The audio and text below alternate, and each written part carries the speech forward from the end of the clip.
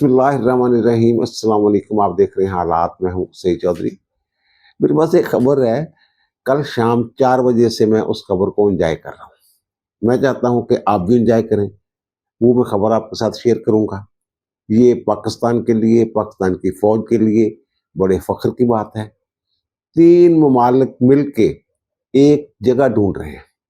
America समेत satellite लगे हुए हैं उसके, लेकिन वो जगह नहीं मिल रही। वो जगह क्या है और मामला क्या है, ये आपके साथ शेयर करेंगे।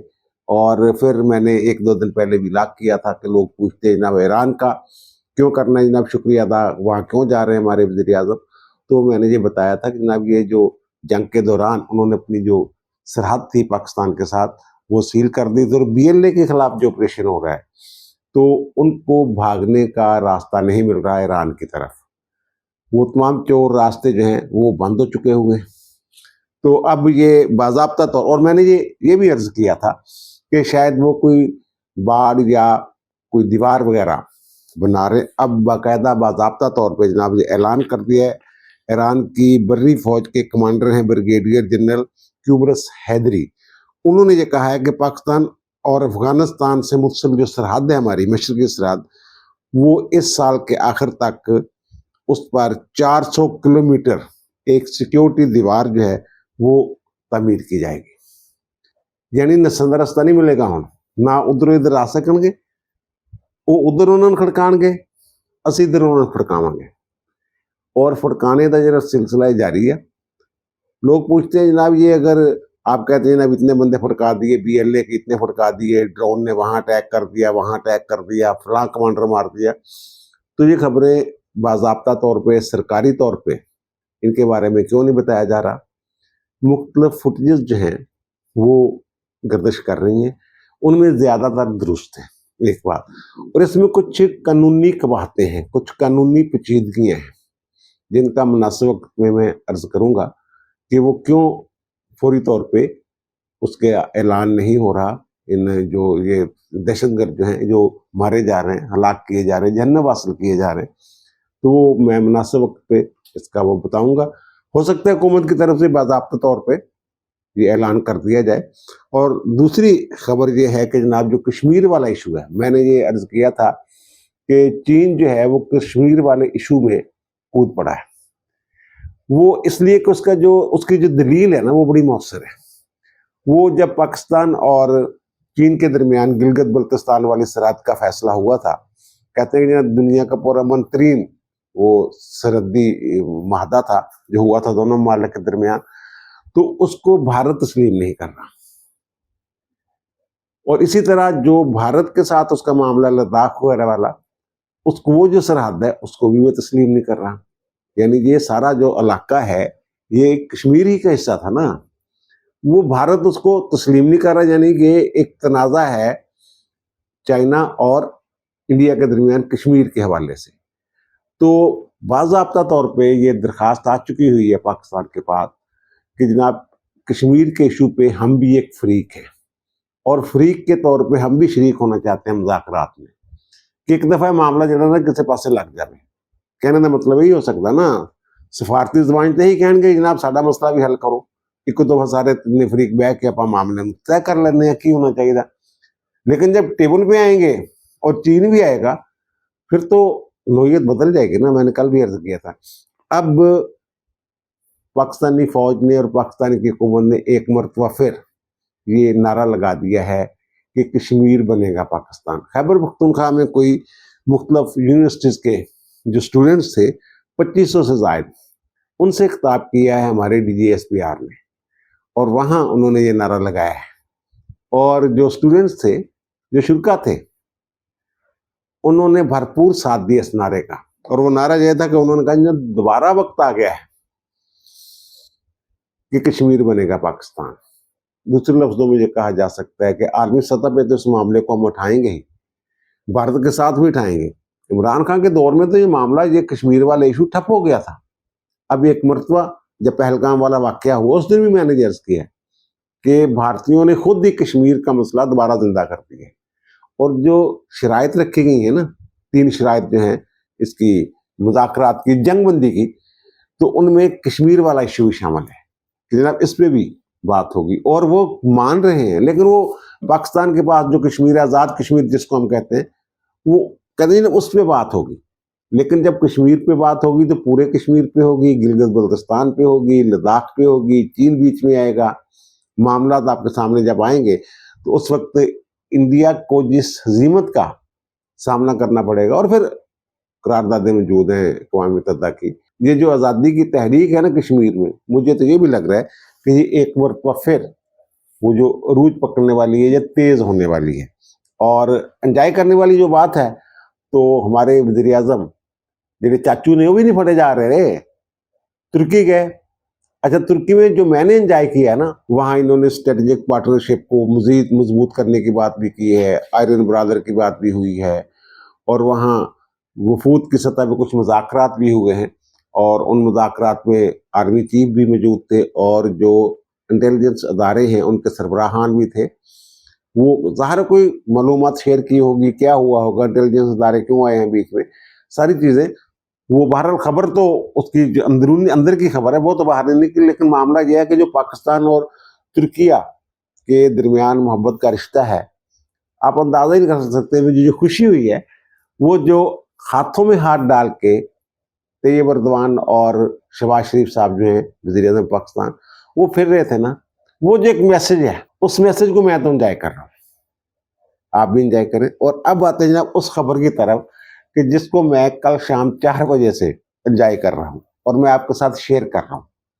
आपको याद होगा कुछ दिन पहले मैंने खबर दी थी कि जो हमारा वार हेडक्वार्टर है ना, वहाँ प्रोटोकॉल के बरक्स 3 दोस्त ममालिक के जो दफाई अताशी हैं, उन्होंने दौरा किया।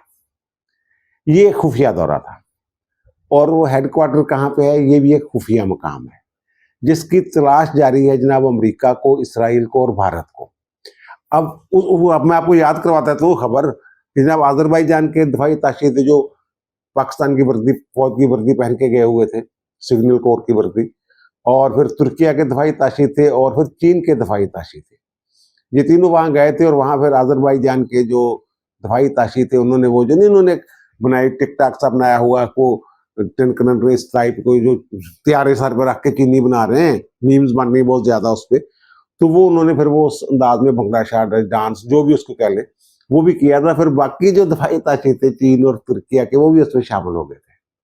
अच्छा, अब वो जो हेडक्वार्टर है ना, वार हेडक्वार्टर, वो बड़ी अहम जगह होती है।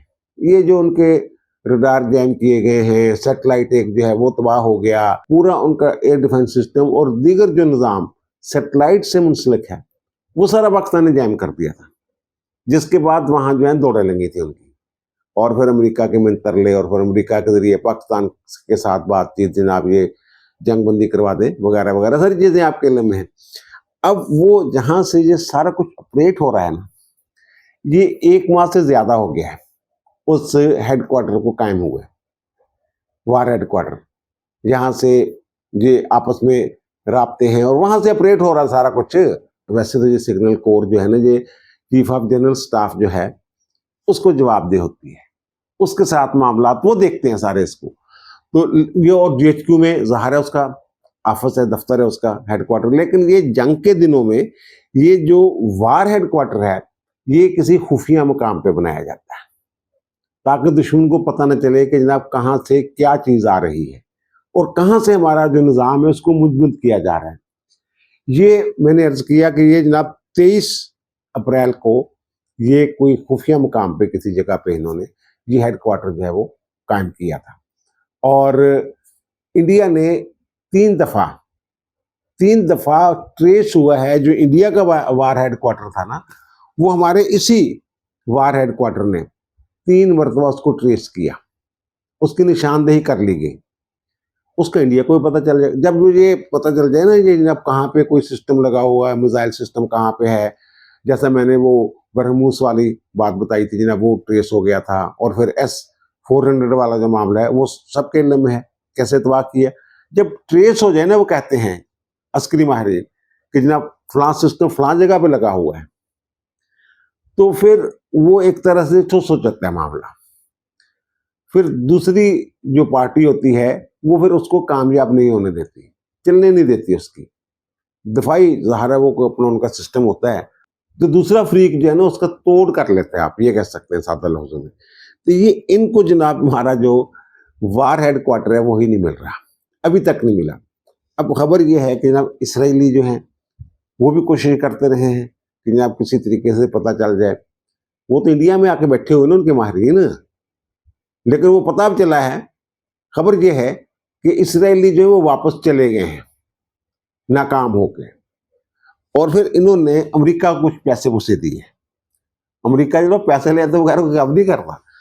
उन्होंने कहा जनाब थोड़ा सैटेलाइट सिस्टम जो बड़ा मजबूत था, तो ये जरा पता करके दो। लाखों डॉलर पेमेंट ली है उसने। और जनाब वो पता करते रहे, वो बहावलपुर से लेके जनाब सियालकोट से लेके और सारा जितना भी जहां जहां उनको शक था वहां सैटेलाइट से तस्वीरें ली, उन्होंने पता करने की कोशिश की, लेकिन मिल नहीं सका उनको।